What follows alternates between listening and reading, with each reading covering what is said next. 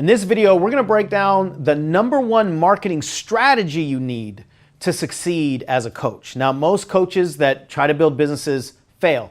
The main reason is because they don't have the right philosophy and outlook when it comes to marketing, and that's why it doesn't matter what they try, it's always not going to work. This conversation is gonna change the way you think about marketing, which is the only way that you're gonna be able to succeed in business. Now make sure you listen to the whole conversation. It's a deep dive discussion. We dissect a bunch of stuff, and you never know when that nugget that you need that's gonna change everything in your life or business is gonna drop.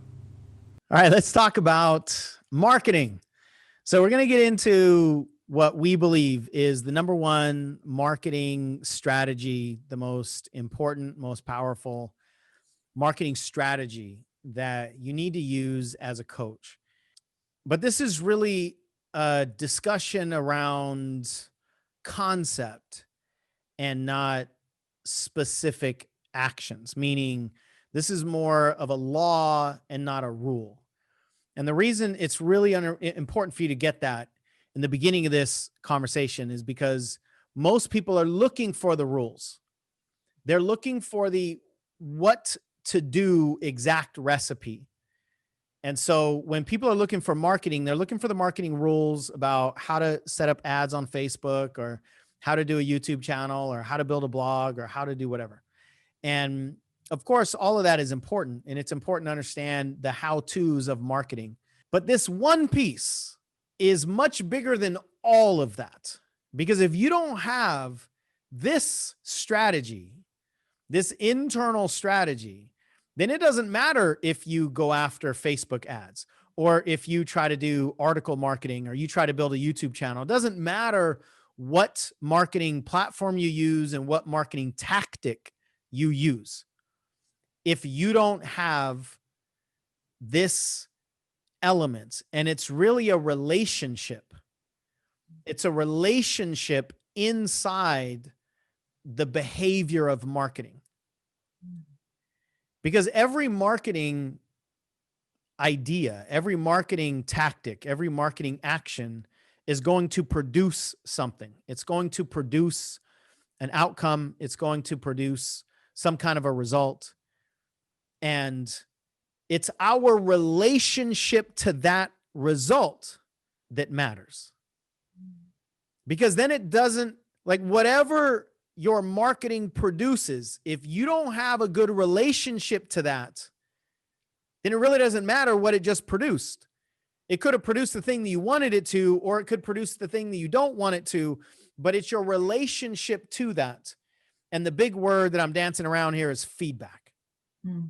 Your relationship to feedback is the most critical marketing strategy you can ever employ.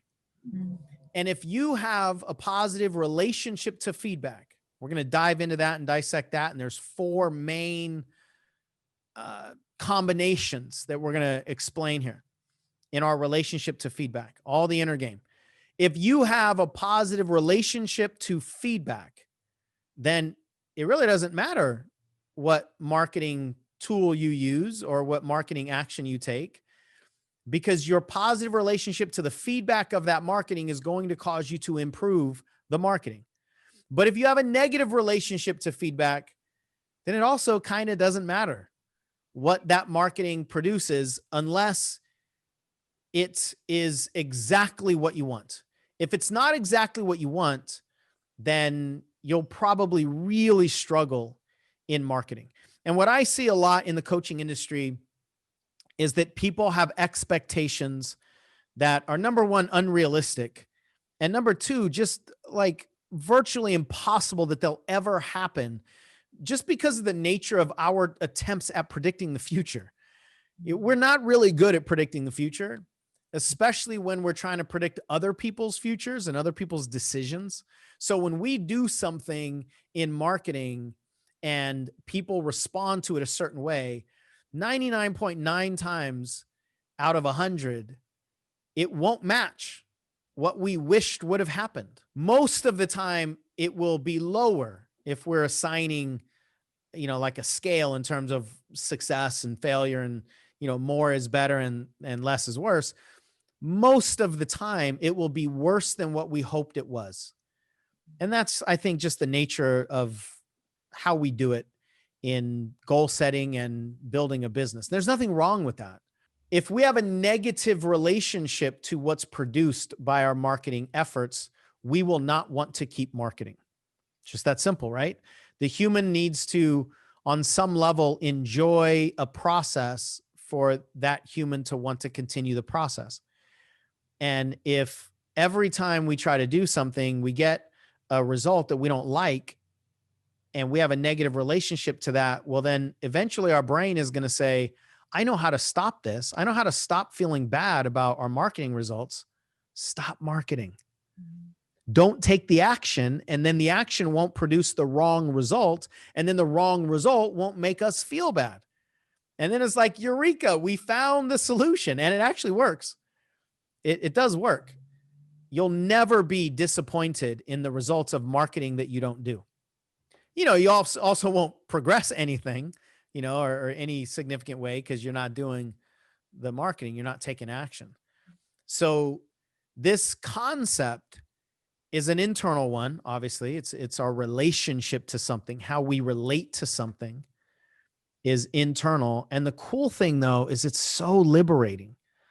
Once we make this shift, and I know this has been a big part of your journey, Michelle, once we make this shift, then it's like releasing the parking brake that we probably didn't even know that we had engaged. Bingo.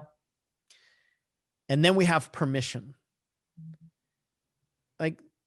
If you think about what are the elements of marketing in the coaching industry, what are the possible marketing actions?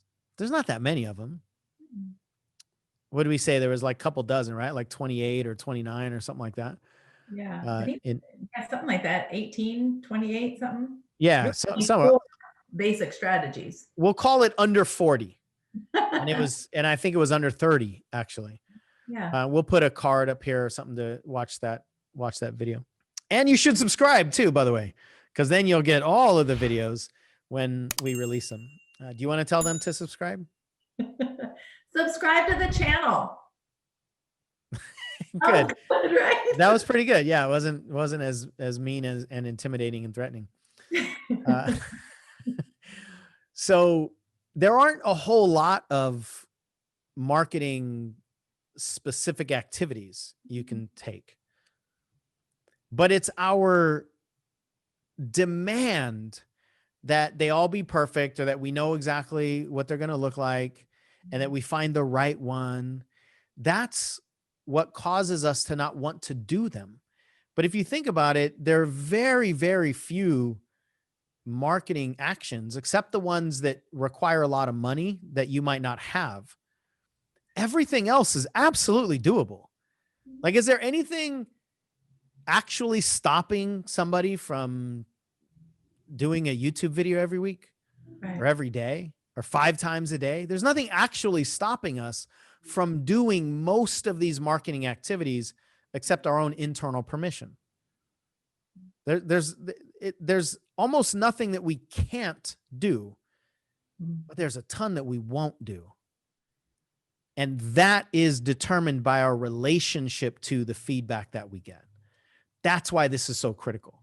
Because as soon as we can turn that permission switch on, and now we have permission to take the actions that are required to build a business, and we have a healthy relationship to whatever feedback that we get, now we're good. Now we can make strategic decisions and just adjust along the way, rather than stay stuck on stop until we're positive that the recipe we're going to follow is going to give us this home run, right out of the gate. So that's what we're going to dive into with this marketing strategy that is really an internal relationship to the idea of feedback. So before we get to those 4 quadrants of feedback, what is it that you want to share about the topic in general, your journey or whatever? It's so influential. That's the word that came to mind for me, because I was thinking when you were saying strategy at the beginning, and then you talked about how it was an internal game. that there was a moment along my journey that I would have been like, like, just tell me what to do, right? Like, I don't want to know an internal thing. Like, what's the strategy? And that's real. Like that truly, Just tell me what to do. And right. how many people are demanding that? And then how many people are selling that? Mhm. And next time that works, it'll be the first, as far as I know. Should be the 31st of Nebuary. Exactly. Mhm. The being told what to do is actually going to work, especially if we're defining success with happiness and something that you're committed to and connected to. And like, if you follow somebody else's recipe based on a business that they built with a product that they built that's not yours, how far could that take you? You know, Right. like, you have to be in your business. That doesn't mean you can't follow the ingredients in certain people's recipes, and that's great. And I'll, never bash anything that works. But 15 plus years in this, and hundreds and hundreds and thousands of people that I've talked to, and gone through our programs, and us looking at what makes coaches succeed and what makes coaches fail, this element, as it relates specifically to marketing, is the thing, because it touches everything. It touches, no matter what you do, this will be there. No matter Absolutely. what you try. So if you're doing articles, this will be there. If you're doing videos, this will be there. If you're doing paid advertisements, this will be there.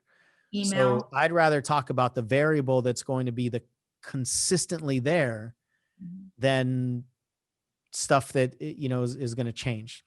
Sure. And if you do want to know, like, the what to do, watch that video that Sean spoke about a few moments ago on the only, like, ways to market, and then do those things. And to what you just said, this piece is the most influential to such, like, a like exponential, like, degree. Like, you said earlier, the parking brake that we didn't even know we had on, and I think I audibly, like, made some sort of expression, because that's what it was for me. I didn't realize how hard it was holding me back until I let it go.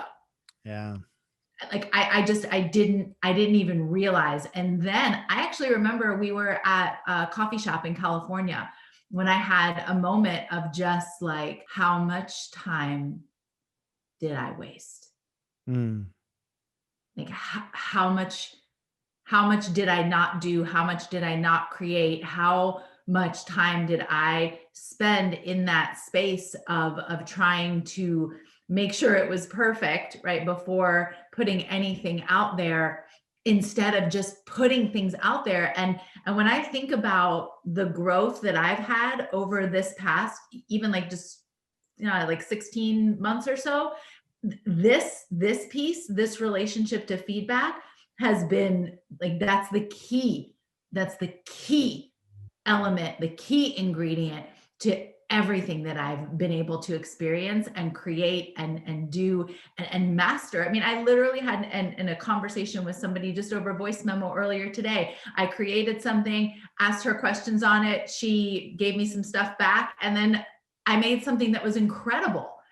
And I messaged her and I was like, yes, like, collaboration, like this, like, we're better this way. Where I am very clear that not that long ago, her comments back to me wouldn't have been received in the way that they were. I would have taken them in a totally different way, which I know we'll get to in just a moment. And not only would I have sabotaged myself from creating what I did, but it also would have sabotaged the rest of what I was creating, because I would have been operating out of fear of getting that judgment again, versus like, oh, I did this thing, and oh, you added something to it, and now it's even better, so yes, let's go and create. I would have been, let me make sure this thing is amazing before I put it out there for her to see it again, so that I don't hear any of that negative judgment. Because you would have received the negative judgment as what? An attack on my person. Yeah, which is so common, Mhm. because we want to be perfect. So anything that highlights the fact that we're not perfect feels like an attack. Interesting that you use that word, Yeah. an attack. Mhm. So the way to not get attacked is to not put anything out there to be judged.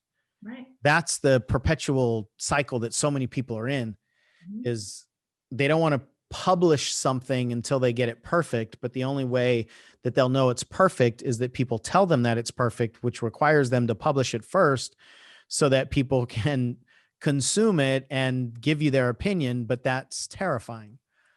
The idea that somebody might not like it, or that you might make a mistake, or whatever that negative outcome is truly terrifying to a lot of people. And it's because they don't have a relationship to the feedback, like you're saying. And you brought something up that I think is really important too, is it would have stopped you from other things that you could have been creating also. If you think about, what have we not done? Like I felt the gravity in that moment when you were talking about it. What have we not done because we're afraid that it won't be good enough? And the only way for us to improve is to do things and then get better. But if we don't allow ourselves to do anything that isn't perfect, where's the room for improvement? There isn't anything that you're ever going to put out that will allow you to improve if everything that you put out has to be perfect first. And I know you've experienced this as I have too. As soon as the thing doesn't need to be perfect, what you'll produce will be better. So good. It'll be better because you won't have the fear of it not being perfect. You took the pressure out. Exactly. Yeah. And a pressurized human isn't a very creative human, nor is it a very effective, but like in the quality of the creation. So your creation is going to be much less, just worse. I was trying to find a better word there. Your creation is going to be much worse when it's done under pressure. Yeah. And this fear of feedback is what creates the pressure. So let's break this down. It's really based on the idea that our performance cannot be tied to our self-esteem. When our self-esteem, which I'm defining and using in this context as how we feel about the value we have as a person, our self-worth, when our self-esteem or worthiness is tied to our performance will always be pressurized. Mm-hmm. Because if we do better in order to feel better, then the opposite is true. If we don't do well, then we can't feel well. We can't feel good if we're not doing good. And we're all programmed that way. Now, the programming might not have as big effect on some of us as it does others, but there are a lot of people that really truly believe that their only value as a person is in their value as a performer. Yeah. And unfortunately, sometimes that's explicitly being taught or explicitly being threatened. As soon as you stop doing for me, then I'll have no use for you. But even if it's not explicitly being taught, it's implicitly being programmed all over the place. If you just take a look at the celebrities, what do we celebrate as a society? We celebrate anomalies. We celebrate the looks in men and women that almost nobody has. Including them. Right. Especially nowadays, with all the filters and all that, or the singers that can, they can have their voice digitally remastered. You hear them singing live and it's like, that's not even the same person. So yeah, I'm glad that's a good point. Like even the perfect models are not perfect. But if you think of like, we only celebrate I use the word anomaly, but there's a different word that I'm looking for and it'll probably come to me. We only celebrate the almost unreachable. And not only the almost unreachable, but the almost impossible for many of us, right? Because we're born looking the way we look. I mean, you can do plastic surgery and stuff, but you're not going to really change a whole lot on your body. Of course, we can change the way we eat and do all that stuff that a lot of us, get caught in. But you can't, you're not going to just grow yourself 6, 8, 10 inches. You're not just going to magically have this miraculous voice. Like, a lot of the things that get celebrated are literally, you either have them or you don't. Right? I mean, you can, become a better actor and work on your creation skills and become a better writer and all that kind of stuff. But all of that requires practice. So if you're not born with this insane talent, the only way to get it is through improvement. But the only way to improve is by doing. And in order to do, we have to confront this relationship that we have to the feedback of what it is that we produce, right? So this connection between our value as a person and our value as a performer, in my opinion, is one of, if not the greatest tragedies when it comes to human emotional development. The way we feel about ourselves should not be tied to what we can produce as a performer. But for most of us, it is. And that's why feedback is scary. So we've got these two perspectives here: your value as a person and your value as a performer. That's what the foundation of this discussion is built upon. And then we've got 4 different combinations when it comes to the feedback loop or the feedback cycle. Feedback can either be given or received from the performer standpoint, or it can be given or received from the person standpoint.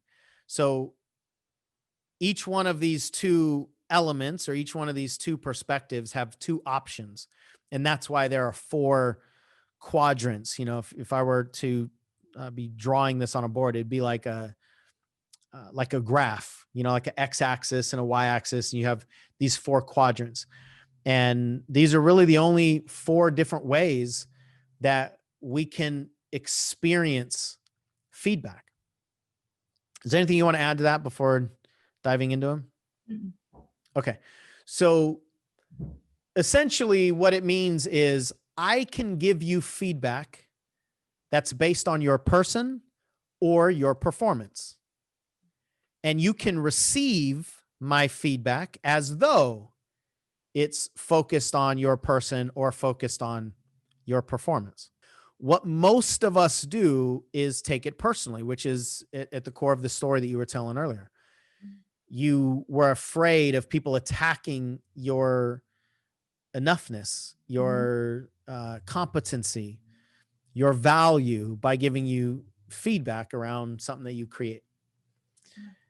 And that's the way most people, I think, especially anybody that's really struggling with the creation of a business, and any business that is built on creation, right? Creating content, creating curriculum, creating prices, putting yourself out there. Any business that's built upon that is going to be a challenge for a lot of us to not take our feedback personally, because the feedback is about what we've personally created.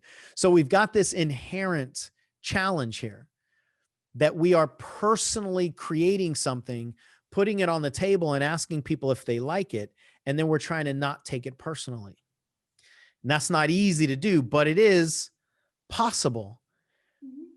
As long as we understand why we take things personally and we listen to how people are actually giving their feedback, and we understand what's the whole point. Is your purpose in building a business to try to get everybody who comes across your content to not dislike you?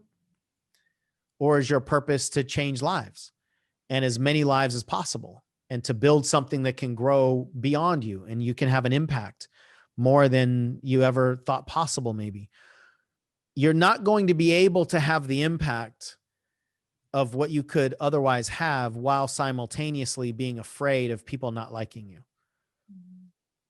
And very, very rarely are people actually not liking you, but we're so afraid of people not liking us that that's usually how we take it. So let's start from that perspective, that most of us are afraid of being abandoned. We're afraid of being dismissed. We're afraid of being ostracized and thrown away. So we want to retain perceptive value. Mm. We want to retain the perception of value, meaning we want somebody else to perceive us as valuable so they won't throw us away. And we're programmed that way. Maybe a few people were able to escape that programming, but the programming is still there. And if they were able to escape it, it's just because they got this other programming drilled into them in another way, right? But the threats that are in society, the marketing messages that we get, what we see on TV, what we celebrate, all the stuff that we talked about, is essentially saying, if you're not valuable to us, then we won't pay you attention. You won't be valuable in our whatever resources we have for you, right? Whether it's time or money or energy or whatever. So you've got to be valuable to us. That's what most of us are terrified of at a deep level, is if I don't retain you valuing me, then you might get rid of me. And that's the lens that most of us see feedback from. So if I say, here's my thing, what do you think of it? There's a piece of me that is terrified that you won't like it, because I think if you don't like it, then you don't like me. And that's what our brain does to sort of translate whatever the feedback is into the word you used earlier, which is an attack. Well, yeah, because essentially what we said is, here's me, here's my Right. value, here's my self-esteem, here's my self-worth. Do you like it? Right. Do you like it? But what we're afraid of and what we're actually saying is, do you like me? Mm-hmm. And do you not like me? Mm-hmm. And the way you can tell, if you want to kind of do a self-assessment, is just check in on the things that you know how to do, and you know they would be good if you do them, but you still won't do them. So if you know that if you want to build a business that you should post a blog article every week, you know it, you know how to write it, you have the time, and you're not doing it, then this is probably why. If I had to bet money or anything else that I value, I would say this is it then, because you know how to do it. It's not a skill thing. It's not a competency thing. It's a permission thing. You're not giving yourself permission to do something that you know how to do and you know would be beneficial to you. So what else could it be?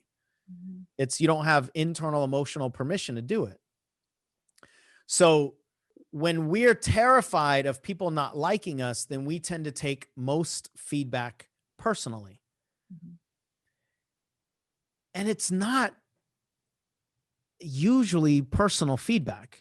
Like if we were to just take a look at the transcript of the feedback, usually the feedback is focused on whatever the thing is. Mm-hmm. You know, if you give them an article, if you give them a video, if you give them your book or whatever it is, they'll say, let's say they don't like it. I didn't like this part. I didn't like this. I didn't like the ending. I didn't like how you started this. I didn't like this. So most of the time, the transcript of the feedback will be focused on the performance. They'll be focused on what they experienced through the product, what you produced. But we will translate it, and every time they say, I didn't like this, our wound inside will hear, I didn't like you. Right. And I don't like you, and you'll never be able to do this. We translate the it into you. And that's what we're so terrified of. Now, there will be some personal feedback sometimes where people will say, you can't sing. Mm-hmm. I mean, even still, that's more performance. They're talking about your voice, but they word it in a personal way. Mm-hmm. Or they say, you'll never amount to anything, or you are not smart enough to be a lawyer, whatever it is, right? Right. So sometimes the feedback is personal. Mm-hmm. And of course, if the feedback's personal and we're receiving pretty much all feedback as personal, well, that's just going to be like a salt in the wound kind of situation, right? The performance feedback will cut us. The personal feedback will potentially destroy us. Sure. If we're seeing both through this personal lens. So those are the first two options where people give personal feedback, we take it personally, or people give performance feedback and we take it personally. And either one of those is going to be scary at an emotional level because we're receiving the feedback on what we create as value in us as a person. Right. And as long as our value is potentially on the table to be dismissed or stepped on, then we're not going to want to put it on the table. And then we have this irrational fear where it doesn't make sense. We know what to do. I know this relates to you, and I just like all kinds of moments just sort of cycle through my head. I know that this is very common for a lot of people where we know what to do. We've made arrangements. Sometimes we paid, for some kind of leverage, or we bought equipment or something, and we cleared the schedule, and all the people that we need to support us are supporting us, and we still don't do it. It's this irrational fear that doesn't make sense to us. And then what we usually do, or at least many of us do, is that we use shame or threats in order to try to get us to do that thing. Like, how long are you going to wait, Sean? You've been saying you're going to do this for the longest time. Why don't you just do it? This internal voice of punishment and shame is then what we use on ourselves a lot of times to try to get us to do the thing, whatever it is. And at that point, even if it slays the crowd and they love it, if it's only propelled by shame, like, it can only go so far. So as long as we're taking potential negative feedback as personal, we will be the biggest reason we don't do things, because we have a commitment to keep ourselves emotionally safe. And if taking action is potentially emotionally dangerous, well, then we need to shut that down. So that's what's happening at a deeper level, that we're actually protecting ourselves from the pain of feeling miserable by not creating the thing that could produce the feedback that could make us feel miserable. And it works perfectly, right? It totally works. That if we don't want people to not like us, then just don't show them us. I want to add, you said a moment ago, potential negative feedback. This is also dangerous on the other side, even when the feedback is positive. Because if I'm Say more. performing, if I'm performing to get your like, then I'm not necessarily doing what's in alignment with me or what feels good for me.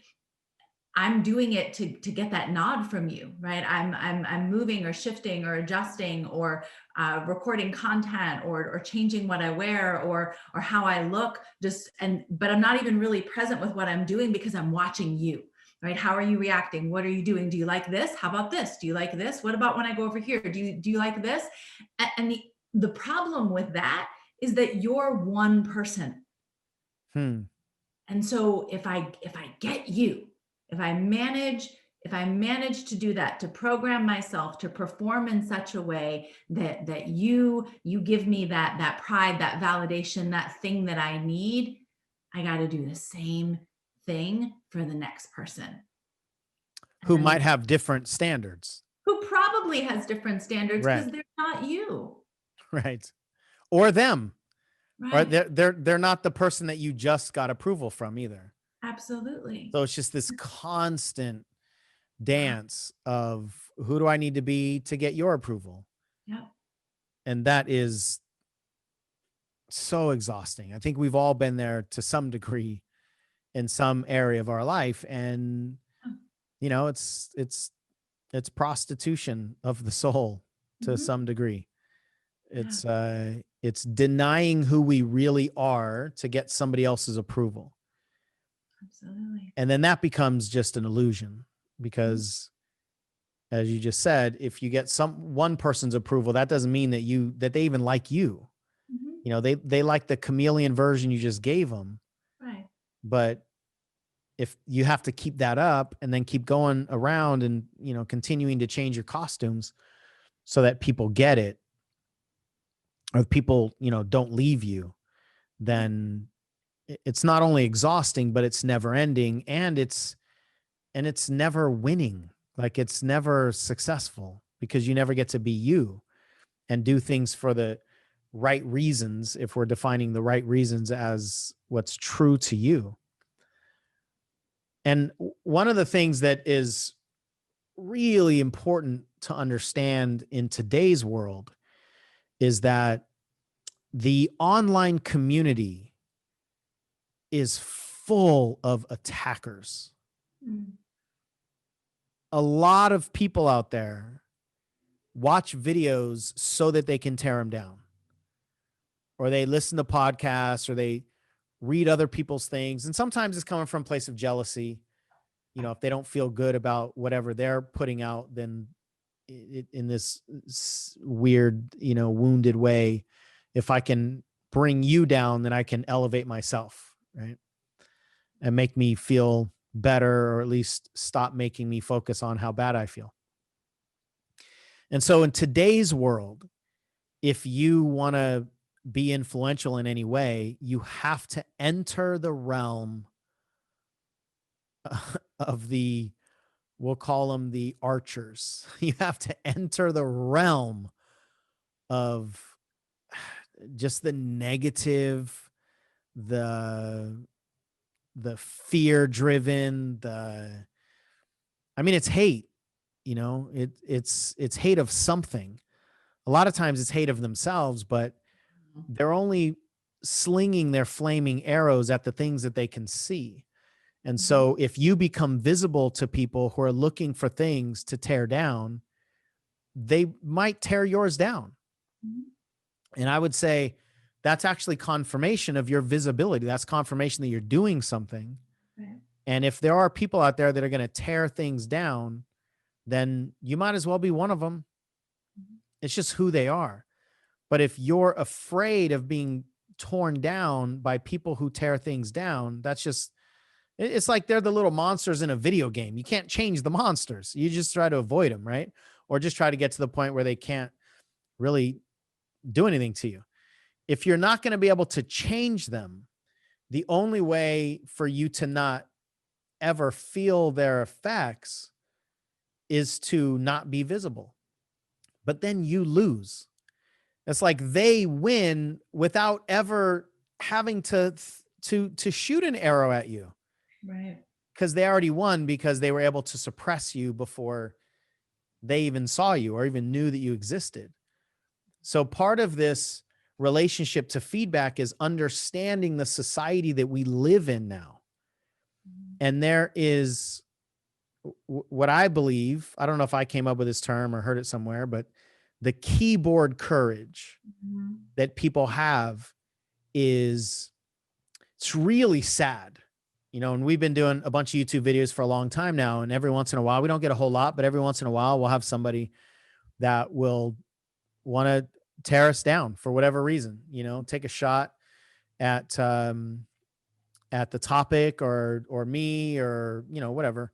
You've heard me tell the story about how somebody said, if you were my life coach, I'd have killed myself. Yeah. And he didn't even watch the video, right? Like I could tell he didn't watch the video, because at least not very much of the video, because I did engage him and some of the things that he was saying. I was like, dude, I said that exact thing in the video. So that tells me you didn't even get to the 6-minute mark, Right. because the things that you're telling me, I already said. So like, why do we have conflict here? It doesn't make any sense. Right. But a lot of people, the way that we're programmed is they just want to see things to be mad at. They want to prejudge. They don't want to watch the whole thing, because actually that threatens their belief system. They'd much rather just prejudge and then throw stuff at us than to actually listen and go, wow, maybe this is a new perspective that I can learn from. So that's just the nature of our world right now. And I don't see that changing with social media. It seems like it's getting worse. It seems like we're attacking through our prejudice lenses and our biases way more. So if the people that you want to help are in a crowd, and inside that crowd are other people that are going to shoot arrows at you, take the arrows, because it's the only way to get to those people. Right. And so at a certain point, I've been here many times, I know you have too. At a certain point, sometimes we just have to go, who am I more committed to? Am I more committed to avoiding the arrows from people that I really don't care about, nor have I been assigned to? Or am I committed to helping the people that I need to go through the arrows to get, rather than hoping that the arrows don't come? So if you want to be influential in other people's lives, you have to be visible because they have to know about you. If you're visible, some people might tear you down. So this isn't either or. That if you want to play the game that requires visibility, then you also need to accept some of the consequences of visibility. And the main way to do that, really probably the only way, is to make the shift to where their feedback isn't about you as a person. I mean, think about it. How can this guy who watched 90 seconds of a video know me enough to even take a shot at me? Right. How, I mean, you could watch every one of my videos and still not know the full me. Right. So it's fascinating to me when I break it down or think about it that way. Like, we're taking a piece of feedback from somebody who has a tiny experience of us, and we're taking it to mean something about us as a whole person. Right. They don't even know us, but it's that fear of dismissal, the fear of abandonment. So if we're going to do this work, we have to learn how to take all feedback from a performance standpoint and not from a personal standpoint, including the positive stuff. Absolutely. Like you were saying earlier, including that, because if somebody approves of me after watching a video, they still don't know me. Right. So me getting approved of by somebody and then me thinking, oh, I'm amazing as a person because I was able to do a thing that this other person approved of, that should also not elevate my value as a person. I mean, the bottom line is these are just minor collisions, right? They're taking a little tiny bite out of something that we've produced. So whether they like it or not, it doesn't have any connection to valid credibility around who we truly are as a whole person. So the shift here is into performance. Is there anything you want to add before we shift over into that? Only a million things. Yeah. I'm good right now. It's everything. I'm not good. It's everything. This is so, it truly, there's such a sense of stability, like internally, when we just know that we're good and we're solid, and then we can just view the information that's coming in front of us with such a neutral lens. We have this permission to take action that's just, it's exquisite. I mean, it really, really is. And I get it. Yeah, I mean, I lived my life on the other side, most of my life on the other side, taking everything personally, even things that weren't, like, I thought everything was a flaming arrow. You know, if you asked me a question, I thought that was an arrow. So it wasn't even that necessarily somebody was saying something mean about me or calling me names or calling out my spelling. They would just ask me a question and I'm like, oh my gosh, they didn't love it. And I used to take stuff down. Like, I used to remove things. I would post something that I loved and then I felt really good about. And if somebody gave me any sort of pushback or asked a question about it, I was like, and I removed it. That's powerful. to understand the degree that this has a hold of some of us. And I'm sure I've done, things similar to that, taking posts down or just putting something out and having that inhale of, Mhm. oh my goodness, oh my God, do they like me? Mhm. And it comes back to permission. So we're not going to have permission as long as our personal value is at stake every time we do something that people might give us feedback on. I think feedback is a really important word to use all the time because feedback has a neutral essence to it. It's Mhm. just feedback. And you can get feedback digitally or you can get feedback from people. So you can send out an email and then check to see how many people opened it, or you could put some money in an ad campaign and see what you got back, or you can put something out there and ask people if they like it and they can tell you. But it's all just feedback. It's when we think that their feedback is a win or a loss, or right or wrong, or to your point, it means whether you're good or bad, or whether you're stupid or dumb or smart. That's what becomes this irrational cycle of, just terror. And then you need to know what I'm going to approve of before you even let me see it. Yep. And that pre-approval is what gets us into real hot water and spins us out in this cycle because we're never going to know what people like or don't like until they give us feedback.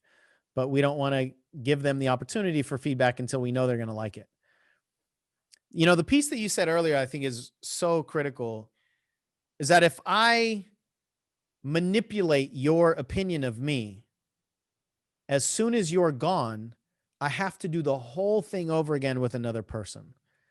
And I've heard this, the first time I heard it, I think it was with you, the way you put it, just this constant desire, it really is a need to not be, I forget how you put it. I'm sure you'll remember it if you're not remembering the exact moment I'm thinking of right now, but uh, it's who do you want me to be? Some version of who do you want me to be? And then I'll be that.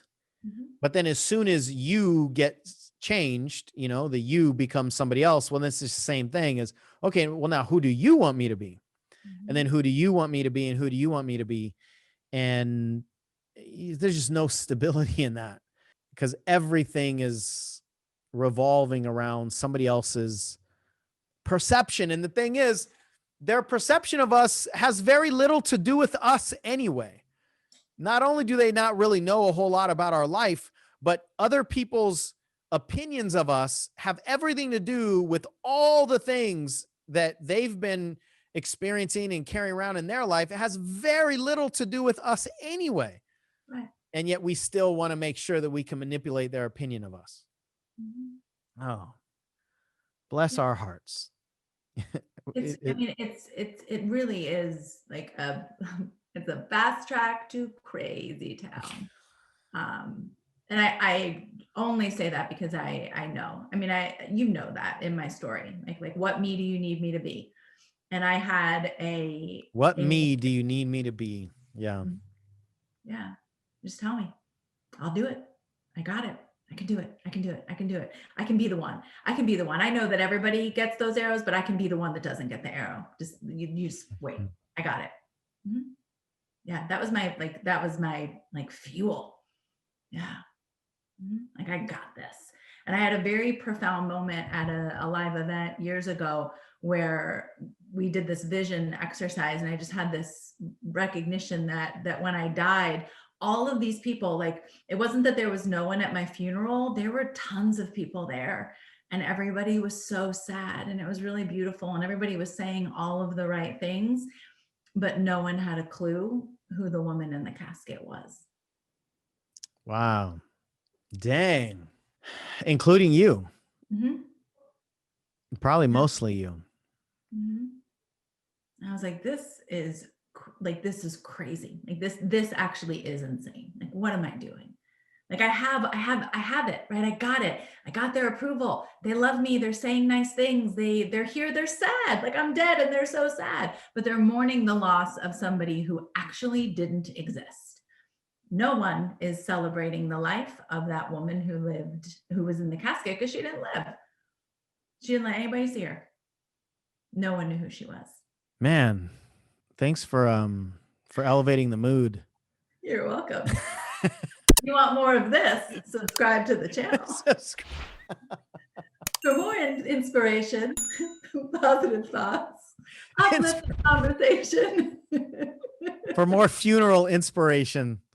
Yeah. Did you say funeral inspiration? That was a little Jim Gaffigan moment right there. Right. A funeral inspiration. Oh no, but truthfully, thank you. And because it's a breathtaking realization, you know, did I live? Did I really live? And did people really know who I was? Yeah. And did I really know who I was? Mm-hmm. And I think it's a real tragedy when we spend so much time in who's the me that you want me to be so that you don't throw me away, Yeah. that we actually never even get to know ourselves.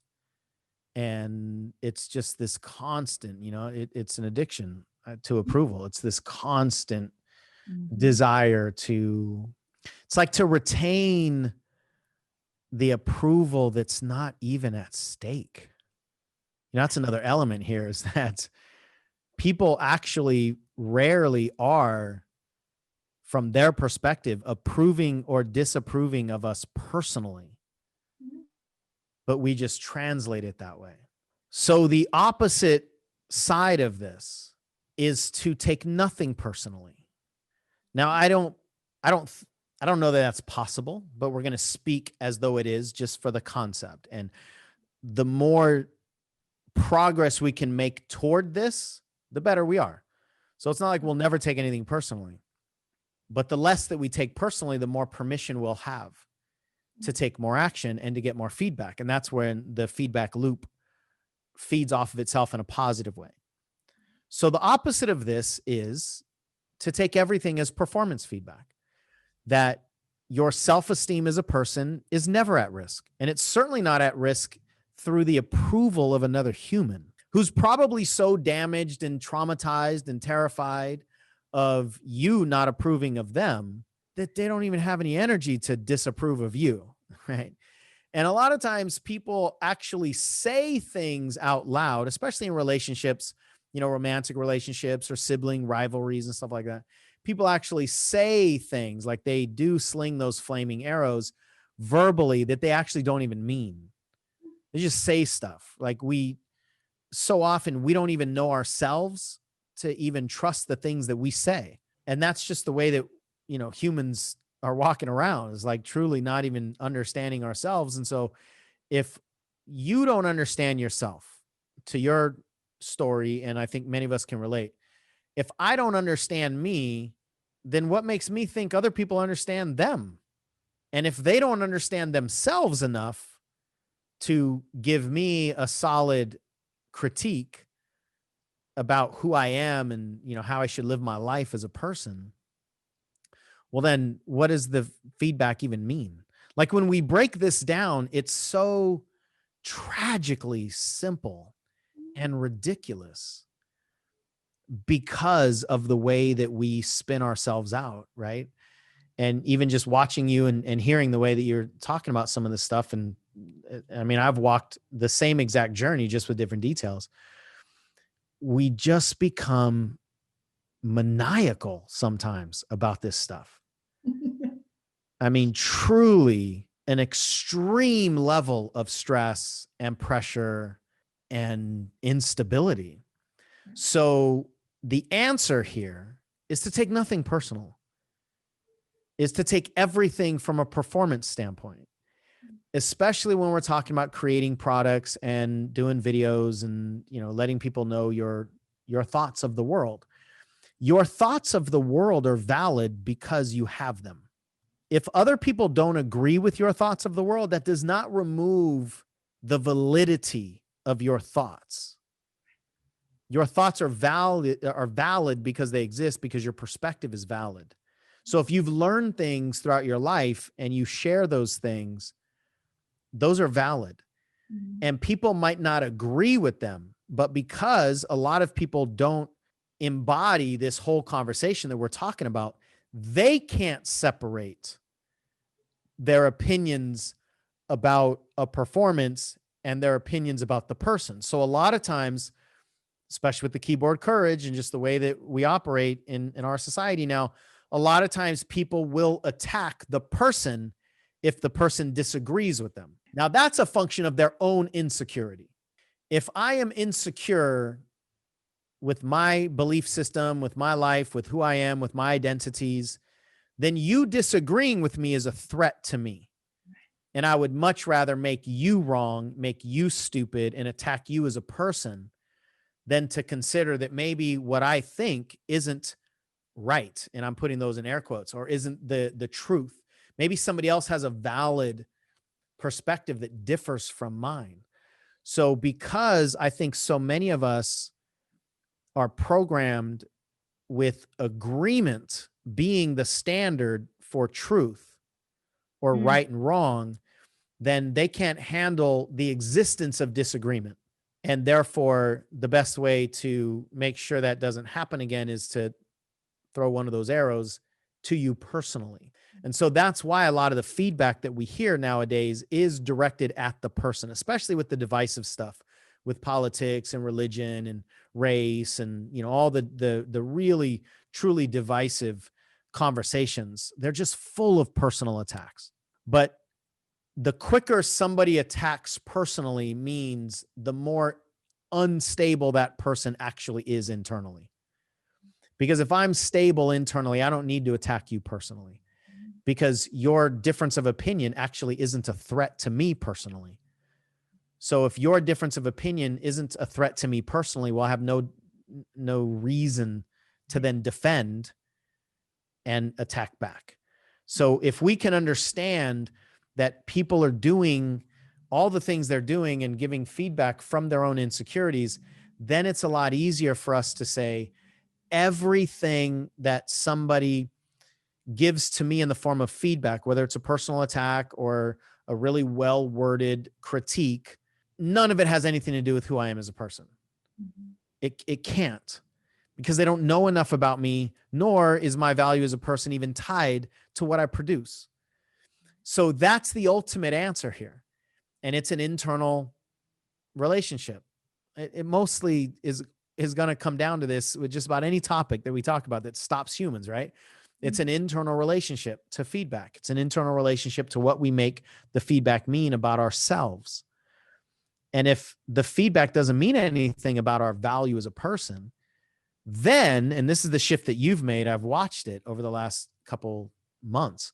I've made it in various areas of my life and still have it to make in future areas of my life that I really haven't quite, gotten over the hump in certain areas, is that as soon as your feedback is no longer not just an attack, but attached to or a credible assessment of my value.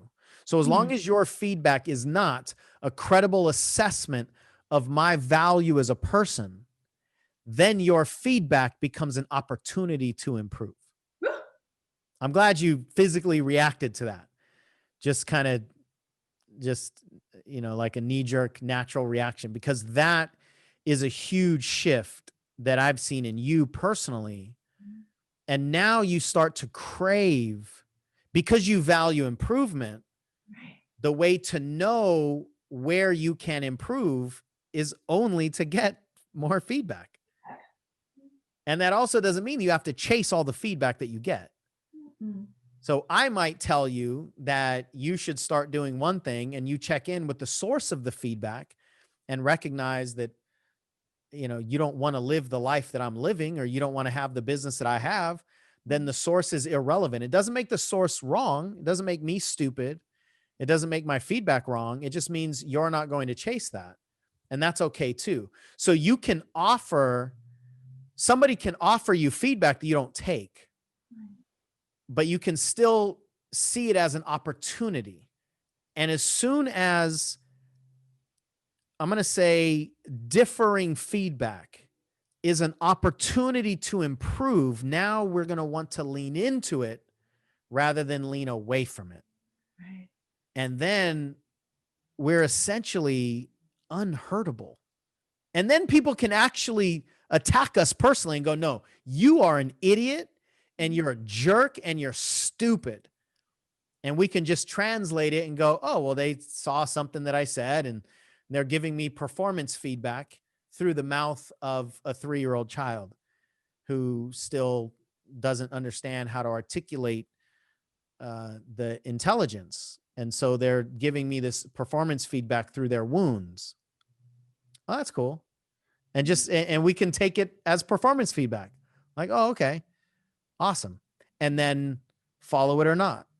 But then our enoughness is protected. And that's the whole key here, is that if we can change our relationship to feedback as though it's no longer, so that it's no longer a threat, but it's actually an opportunity to expand, to grow, to improve, to reach more people, then we'll have permission to act. And as long as feedback is a potential threat, we won't. You got to have something to say. It's so good. So the first thing that I thought of was it's self-esteem. It's self-esteem. So I think the first thing we have to do is change our relationship to that, right? You don't actually have any influence over that. It's self. It's not you esteem. It's me. It's my own self-esteem. So of course you don't have any influence over it because it's in me. I got this.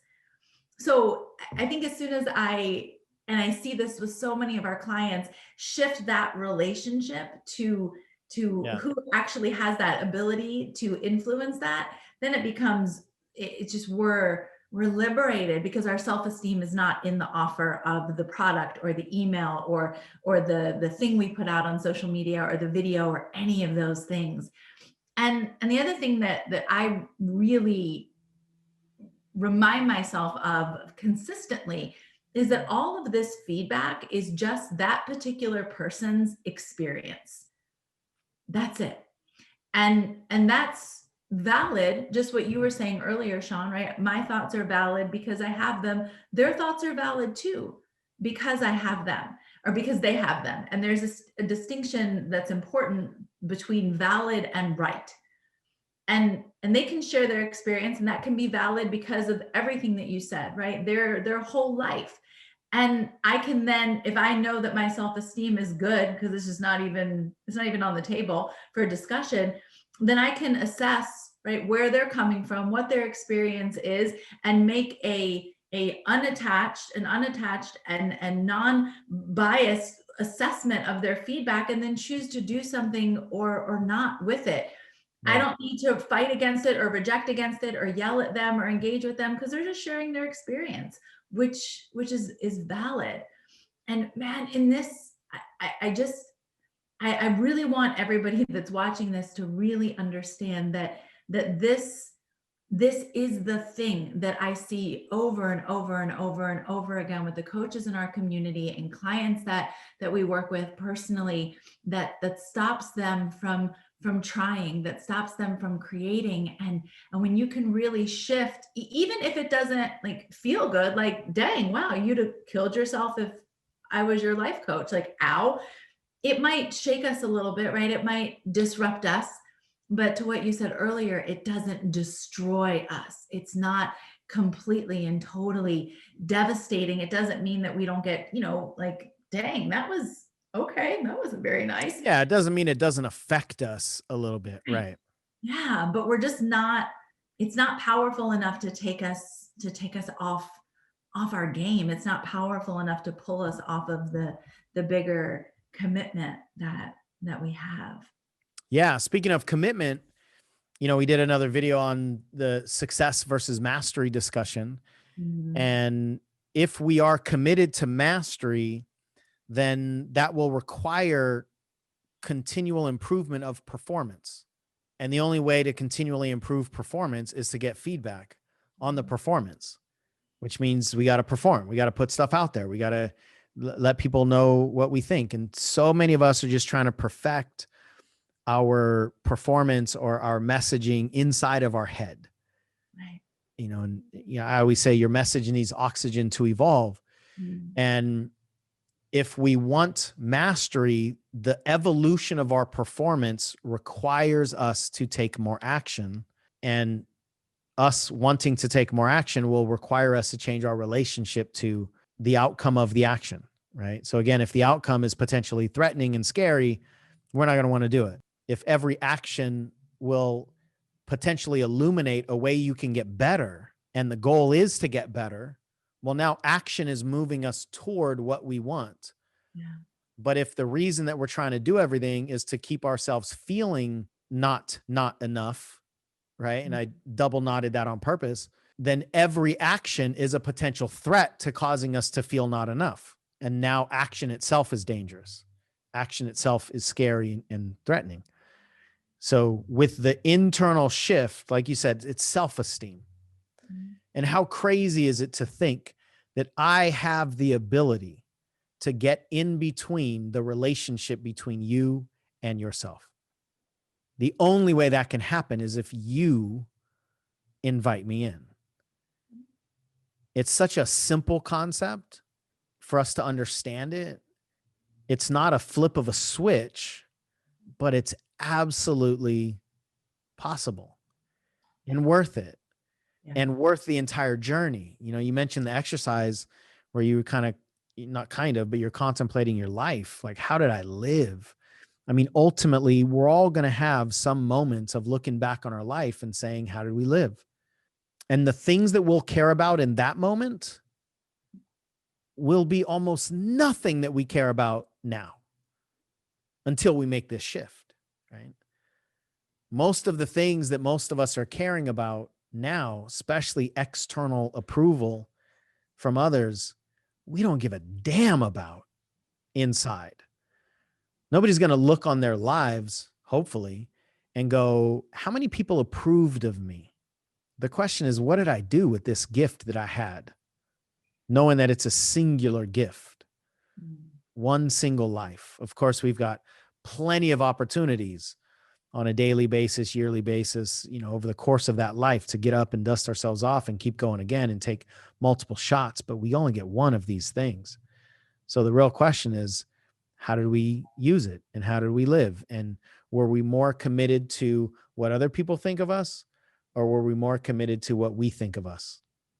That internal game, it changes everything. Like it changes your capacity to enjoy your life.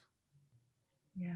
Because without that shift, even if there are opportunities to enjoy your life, but you don't have the capacity to experience it, you don't have the capacity to receive it, and the knowingness that we are in control of our experience. We're not in control of the things that happen around us, but we're in control of the experience internally of all the things that happen around us. That's when we start to take control of our life and our ability to change the circumstances that we don't like in our life. So this shift from person to performer is massively critical and just profoundly liberating. Mhm. Yeah, you don't even know how fast you could go. Yeah. And what kind of impact you can make Mhm. as soon as feedback is no longer scary. I mean, I know we talk about this and it gets me every time. Like, how many of us are sacrificing our dreams because of the potential that another human might make a certain sound with their mouth, or have a certain thought inside their head that we'll never have access to. And because of the fear of those things that are literally meaningless until we make them mean all the things that we make them mean, the scary threats, they're meaningless. How many of us sacrifice our dreams and therefore our happiness because we're afraid of a judgment inside of another human brain that means nothing? Like, that's the tragedy, one of the biggest tragedies, I think, of the human journey. See, All right. Downer too. Huh? I said, see, you can be a downer too. Wah, wah, wah.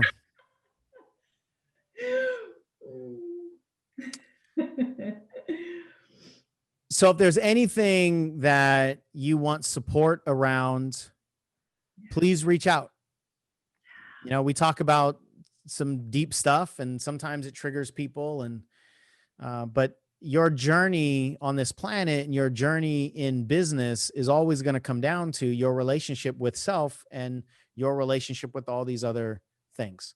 So if there's anything that we can support you with, click the link in the description and jump on the phone. We do free consultations so that we can help you identify what, if anything, is really holding you back.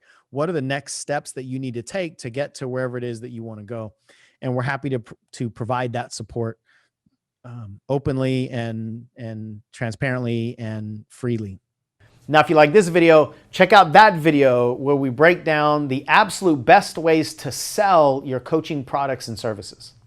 So that's strategy number one. Even though it might not sound like a strategy, it's actually a strategy to market your story in a transparent way.